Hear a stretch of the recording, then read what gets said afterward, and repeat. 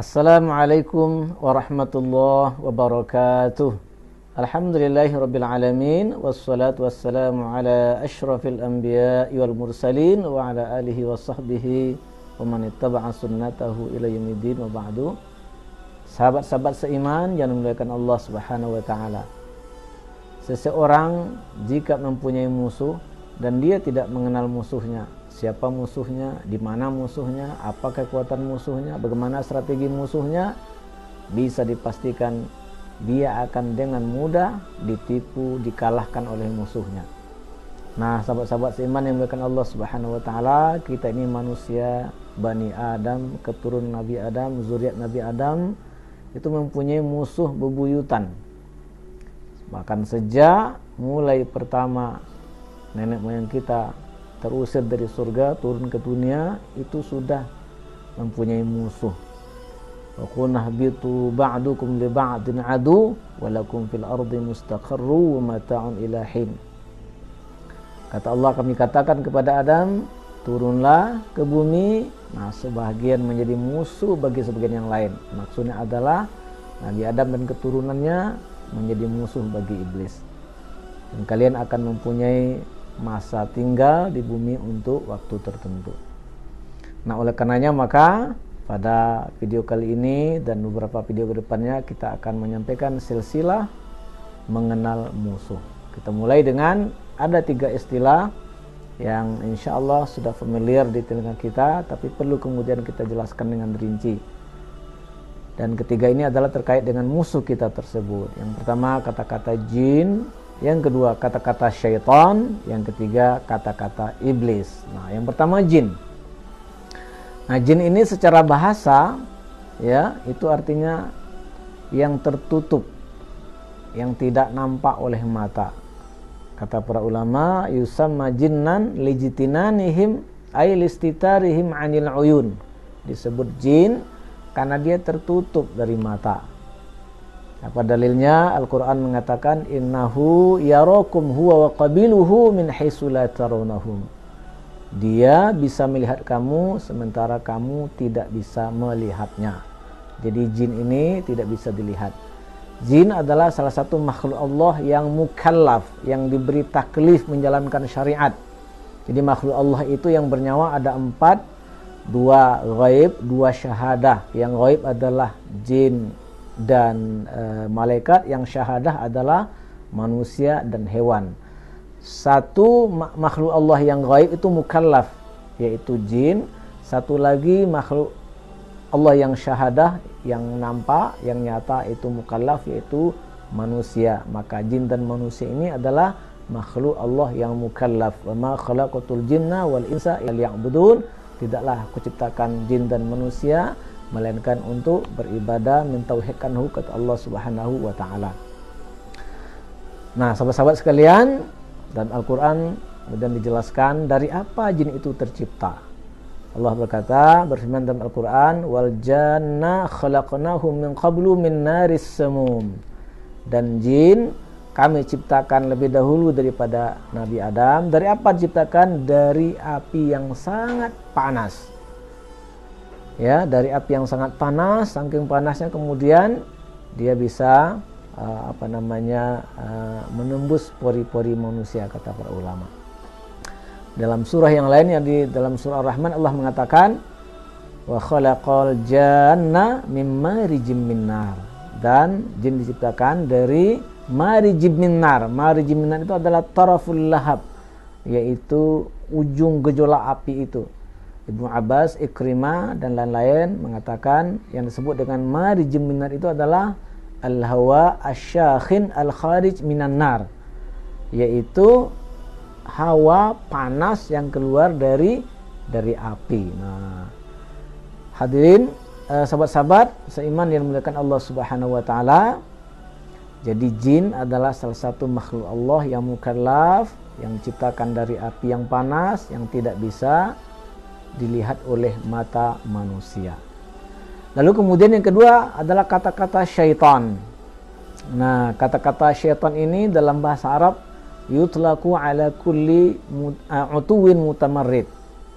Ya, itu dipakai dalam bahasa Arab, kata-kata syaitan itu untuk setiap orang yang keras kepala dan membangkang. Nah, wa utliqa ala hadzal makhluq li'utuwihim wa tamarrudihim ala rabbihim. Kenapa kemudian makhluk ini maksudnya adalah sebagian daripada jin itu disebut dengan syaitan? Karena mereka keras kepala dan membangkang kepada Tuhan mereka. Nah, jadi syaitan ini adalah sifat keras kepala dan membangkang. Nah, karena itu kalau sifat ini ada pada manusia, manusia itu juga disebut dengan syaitan. Kalau ada pada jin, maka itu juga disebut dengan syaitan. Jadi syaitan itu ada yang manusia, ada yang jin. Syayatinul insi wal jinni yuhi ba'duhum ba'da zukhrufal qawli gharura. Di sini ada ayat bahwa setiap nabi itu ada musuhnya. Siapa musuhnya? Syaitan. Dari kalangan manusia didahulukan. Kemudian dari kalangan jin, apa kerjanya? Membisikkan kata-kata yang menipu daya kepada yang lainnya. Di dalam surah Al-Baqarah Allah menyebutkan bagaimana dedengkot-dedengkot kafir Quraisy, ya. Mereka itu wa iza laqul ladzina amanu qalu amanna wa iza khalau ila syayatinihim qalu inna ma'akum innama nahnu mustahzi'un. Kalau mereka bertemu dengan orang-orang beriman, nah, jadi Abu Lahab, ya, Abu Sufyan sebelum Islamnya dan seterusnya itu dedengkot kafir Quraisy itu kalau bertemu dengan orang beriman mereka berkata, bertemu dengan Abu Bakar, Umar, Utsman, kami beriman katanya. Nah, wa iza khalau ila syayatinihim, dan manakala kembali kepada syaitan-syaitan mereka, yang tadi orang-orang munafik, ya, orang-orang munafiknya.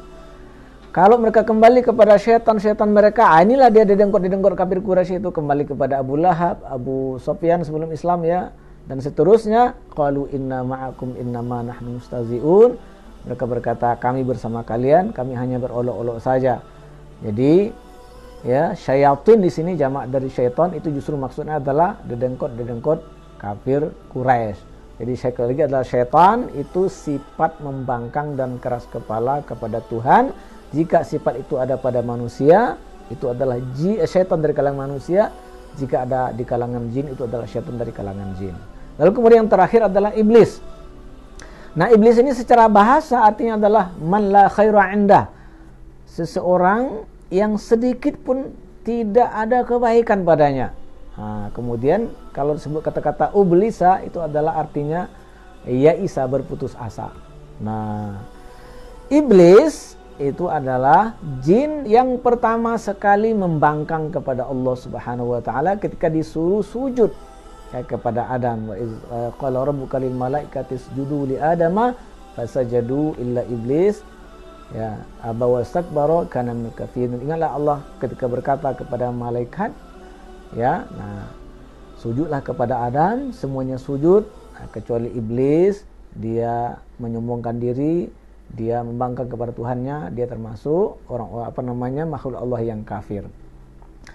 Disebutkan, ya, iblis itu kana minal jinni fafasaqa an amri rabbih. Dia adalah jin dan dia kemudian durhaka kepada perintah Tuhannya.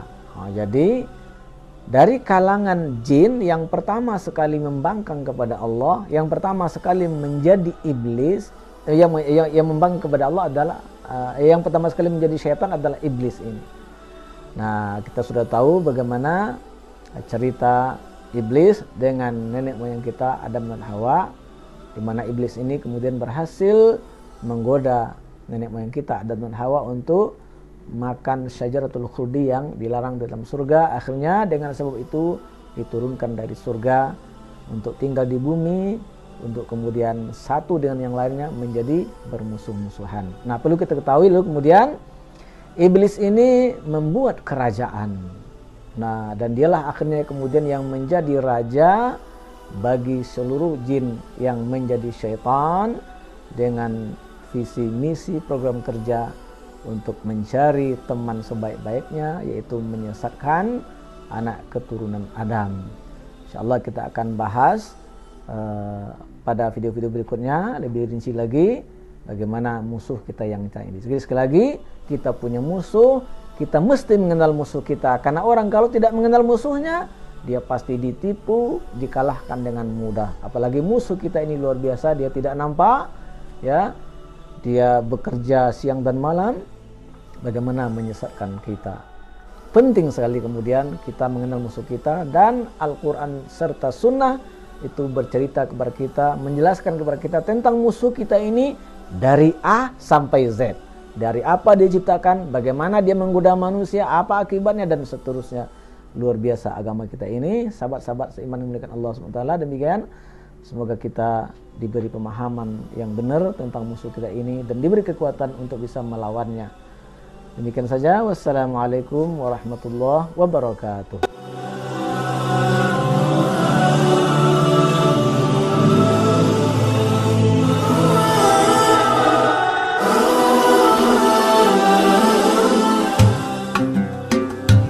Assalamualaikum warahmatullahi wabarakatuh.